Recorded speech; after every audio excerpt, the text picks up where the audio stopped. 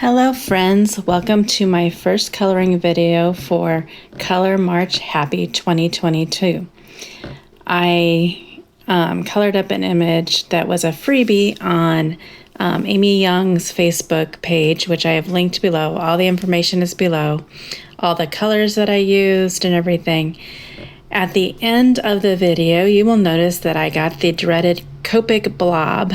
I left it in because it's real life, and when I make the card, I will put a sentiment or something over it, but left it in because that's just sometimes how the marker goes.